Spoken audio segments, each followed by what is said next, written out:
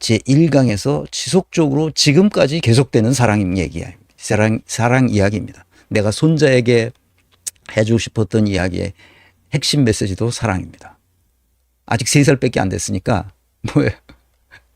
성인이 될 때까지 부모의 사랑을 듬뿍 받아야 되는데 보살핌을 받고 뭐 기저귀 다 갈아주고 먹여주고 또 뭐 이제 언어도 가르쳐주고 장난감도 충분히 사줘서 지가 세상이 어떻게 돌아가는지 스스로 깨닫게 하고 다 보살펴야죠. 성인이 된 이후에는 그 다음부터는 냉철한 사랑입니다. 우리 집에 손자가 몇 달 있다 갔다 하잖아요. 떼쓴다고 이놈이. 그러면 내가 이렇게 얘기합니다. 떼쓰고 막 울어요. 뭐 해달라고 막 울어요. 이게 말이 안 되는 거예요. 그래서 내가 뭐라고 하느냐. 그놈 앞에 가가지고 이놈 이래. 그러면 무서워서 도망가. 무서운 사람이 있어야 됩니다. 무서운 사람이 없으면 때가 늘어요. 그래서 뭐 툭탁하면 떼부립니다. 무서운 사람이 나타나서 이놈 하면 됩니다. 그러니까 우리가 이런 머저리 같은 인간 앞에 국민이 이 나라의 주인으로서 무서운 사람이 있다는 것을 보여줘야 됩니다. 그래서 스스로 깨닫게 해야 됩니다. 아직 유치하거든.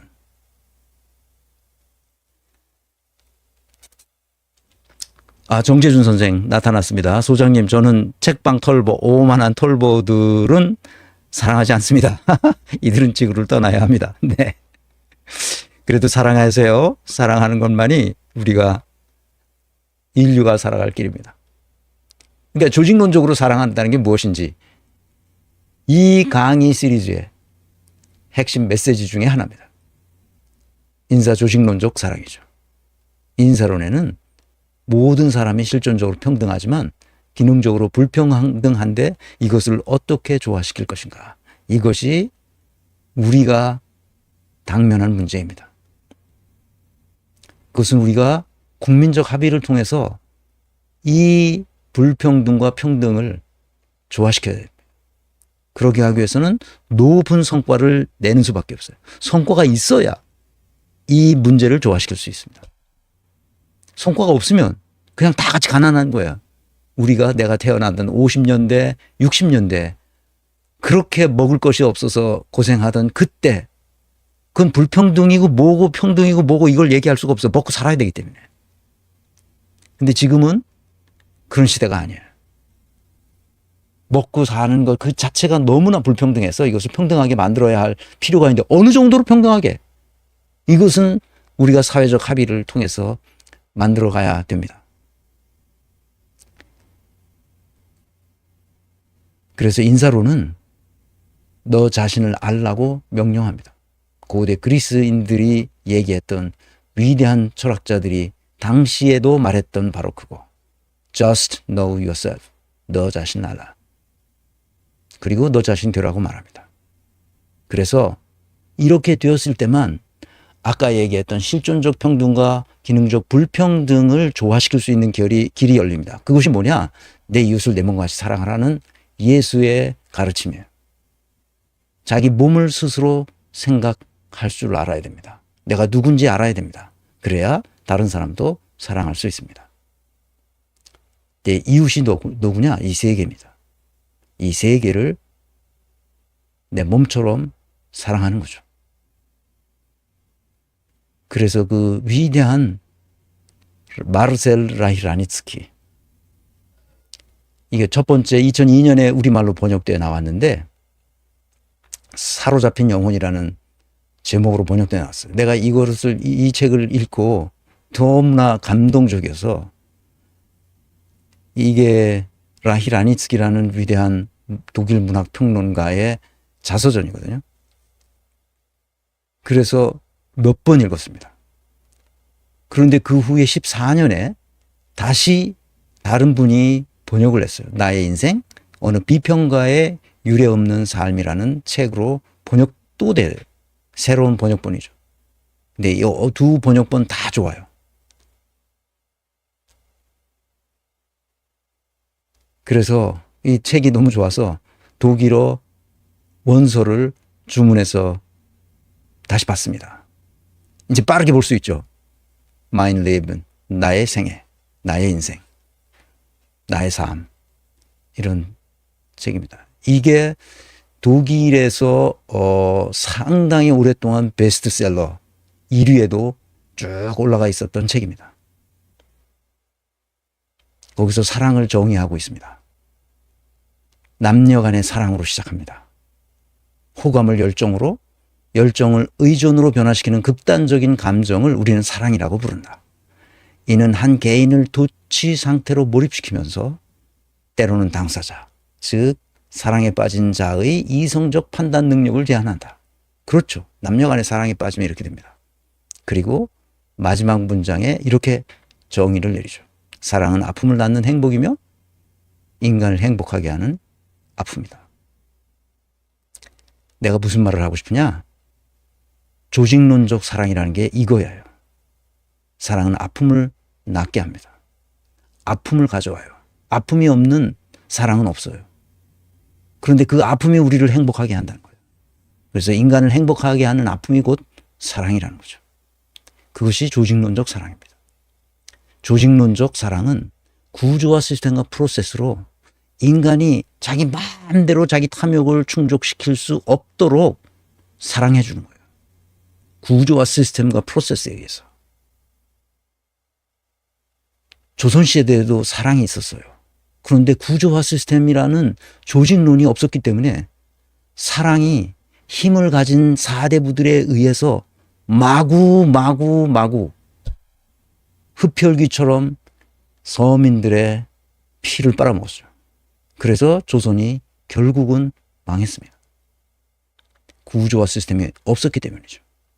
구조화 시스템을 어떻게 설계하느냐에 따라서 오늘날처럼 윤석열과 김건희가 마구잡이로 나라를 망쳐먹을 수 있게 될 수도 있고, 이것은 제국주의 시대에 또는 독재 시대에 독재자들이 자기 통치를 위해서 마음대로 만들어 놓은 구조화 시스템이에요. 아직까지 바뀌지 않았습니다. 그러니까 윤석열 같은 놈이 나타나도 나라를 통치할 수 있도록 만들었고, 윤석열 같은 인간이 나타나도, 왕자 쓰고 나타나도 다 뽑아준단 말이에요. 누가? 친문 세력들이 이재명이 꼴 보기 싫어서 똥파리 같은 놈들을 시켜서 그쪽으로 다 넘어가게 만들었어. 그래서 내가 정운현이 아는 사람이야. 내 정운현이 만나면 그래서 좀 삶이 나아졌냐고 내가 묻고 싶은 거예요. 인간의 탈을 쓰고 왕자 쓰고 나온 놈을 어떻게 뽑냐고. 이게 우리 사회가 그런 구조화 시스템에 의해서 지금까지 굴러온 거야. 그래서 어떻게 됐어? 맨 빈곤층에 있는 사람들의 피가 다 불로소득으로 상층부로 빨려 들어간 거야. 그래서 가난한 사람들이 이렇게 많아진 거야. 그래서 젊은 층이 이렇게 고통스러운 거야, 지금.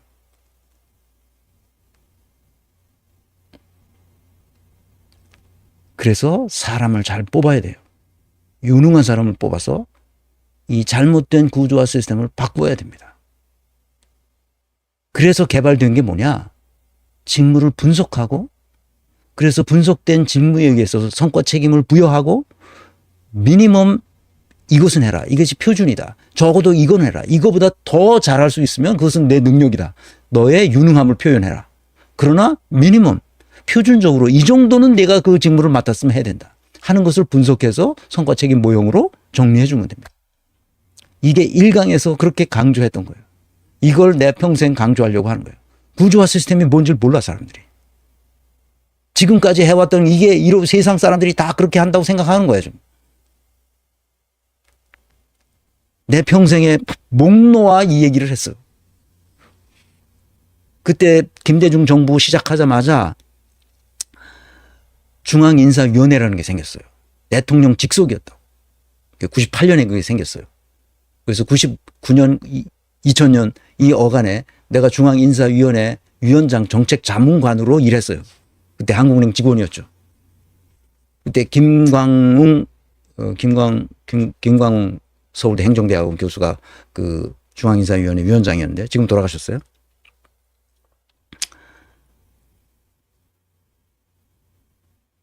그때 당시 비서실장이 누구였냐면 지금 그 저기 부산의 박영수인가? 김영수인가? 박영수인가? 김영수인가 모르겠다. 박영수일 거야 아마. 박영수 국회의원이죠, 부산에서. 그 친구가 그때 비서실장이었어요. 그래서 나를 알 거라고. 내가 정책 자문관을 했기 때문에. 내가 그렇게 강조한 게 바로 직무를 제대로 이해해라. 공무원들이 직무를 이해하지 못하기 때문에 나락거리기 말이 아니다. 그 사무관들이 똑똑하니까 또 과장도 얼마나 똑똑해. 그러니까 다 내 말을 알아들었어. 근데 이것들이 다 알아들으면 다른 데로 발령이 나서 더 좋은 데로 가. 그럼 새로 새 자비로 와야 돼. 그럼 또 가르쳐. 그럼 또 가르쳐. 다 이해했어 얘네들이. 근데 또 다른 데로 가. 지쳤어. 그래 바뀌질 않아 얘네들이 이 순환보직 때문에. 그래 순환보직이니까 자기 직무에 대한 압도적인 전문성을 가지고 있을까 없을까? 없지. 밥 먹을 때 자기가 무슨 일을 한다는 걸 얘기하는 수준 밖에는 자기가 맡은 직무의 역사적 맥락조차 모르고 그러니까 얄팍한 지식만 가지고 살아가는 거야 공무원들이 전부. 그것도 윗대가리로 올라가고 과장급 해서 국장급 이렇게 올라가면 다 내부에서 조직정치 승진 조직정치를 하면서 올라가기 때문에 이제 실무에 사실 손 놓고 있어요. 다 사무관 시키지. 그러니까 어떻게 돼?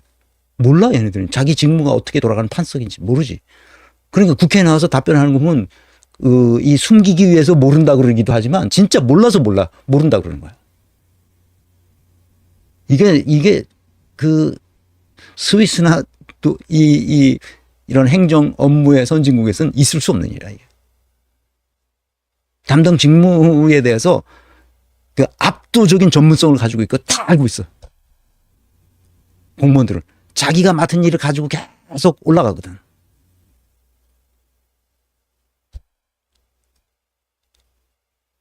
그래서 그놈이 진짜 유능한지를 따져서 승진을 시켜야 되는데 유능한지를 따질 줄 몰라. 없으니까. 어떻게 해야 그놈이 유능한지. 그러니까 와서 제일 좋은 방법은 자기가 승진하는데 제일 좋은 방법은 아첨. 좋은 말 가서 의전해 주는 거야. 심지어 지자체 단체 시장이잖아. 그 시장이 어디 가서 점심 먹는다 그러면 미리 점심 먹는 그 식당에 가서 숟가락, 젓가락 이걸 어디에 놓으며 미리 다 연습을 해서 그걸 딱 세팅을 해. 거기 가서 앉아서 잘 먹도록 만들어. 이 짓을 하고 있어요. 이 짓을. 제왕이야 제가. 학교 교장만 돼도 그 짓을 하고 있어요. 정신 차려야 됩니다. 그래서 조직론적 사랑의 핵심은 뭐냐? 문재인 같은 흐바리 같은 인간을 버리라는 거예요. 버리라는 말이 무슨 말이냐? 쓰레기통에 버리라는 말이 아니고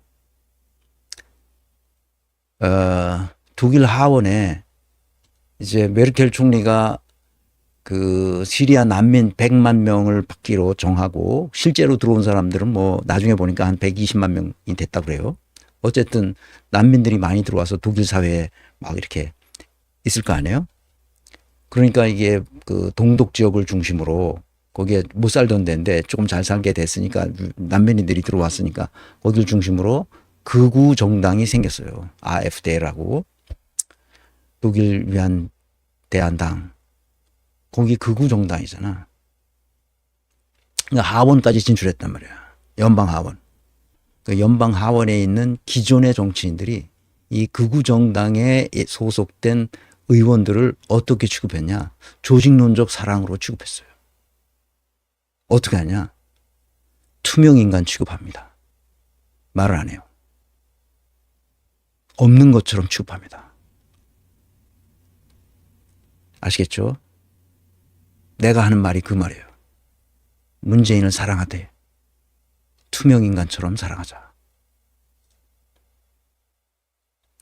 그러나 용서하진 말자. 무조건 용서한다고 사랑하는 게 아닙니다. 국민 앞에 나와서 자기가 무엇을 잘못했는지 석고 대죄하는 게 중요합니다. 지금도 민주당원이면서 조국 당을 지원하고 새로운 미래를 지원하고 있어요. 그런 멍청한 짓을 문재인이 지금도 하고 있습니다. 윤석열한테는 입 한 번 뻥끗 못 벌려요. 와, 보통 사람이 아니죠. 보통 사람이 아니에요. 그런 문재인을 아직도 실드치는 놈들이 있어요. 조국을 데려다가 실드치고 이렇게 저렇게 하는데, 조국도 문재인이나 비슷한 사람이거든요. 정신 차려야 됩니다. 그래서 문재인이 나타나면 야유해도 돼요. 야유는 뭐 문제입니까 그게? 근데 물리적 폭력을 쓰면 절대로 안 됩니다. 그건 용납하면 안 돼요, 우리 사회에서. 그리고 우리가 시민 그 촛불 혁명 낼 때 얼마나 깨끗하게 했습니까? 아무 사고 나지 않고, 누구도 뭐라 그러지 않지만 그 촛불 시위가 있을 때보다 촛불 시위 끝나고 나면 훨씬 더 거리가 깨끗해졌어요. 우리가 5.18 민주화 운동 이후에 우리의 시민의식이 이 정도로 성숙해졌어요. 이제 인사조직론만 제대로 알면 한 단계 완전히 점프합니다. 시민의식이. 사람을 보는 눈이 생겨서 저 사람이 유능한지 무능한지를 알 수 있게 돼요. 그리고 그가 맡은 직무를 제대로 수행했는지 여부를 판별할 수 있게 돼요. 문재인은 유능하지도 못하고 무능한 사람인데다가 자기가 맡은 직무가 뭔지조차 이해를 못하는 사람이에요. 그래서 내가 지금 후회하고 있는 겁니다. 내가 은퇴하면서 진작에 이 일을 계속 시작했었어야 되는데 너무 늦게 시작했어요. 나도 한 30년을 고생해서 해봐도 이게 잘 안 되니까 이제 안 되나 보다 하고서 이제 말년에 쉬자 이렇게 하고 시간을 좀 허비한 게 너무 안타깝습니다. 코로나 사태가 돼서 어디 나가지도 못하고 뭐 할 게 없으니까 사람들이 자꾸 이 방송 하라고 그래서 이거 그러면 한번 하자 하는 데까지 해서 여기까지 왔습니다. 그나마 다행이죠. 코로나 덕분입니다. 그러니까. 사랑하는 여러분, 우리가 공부해야 될 게 상당히 많습니다. 그러나 기초적인 것만 알아도 일반 시민들은 누가 유능한지 누가 무능한 인간인지 알 수 있습니다. 그리고 그가 맡은 직무를 얼마만한 성과를 낼 수 있을지를 미리 알 수 있어요. 그것만 알면 됩니다. 그래서 오늘 이 얘기를 하려고 그래요.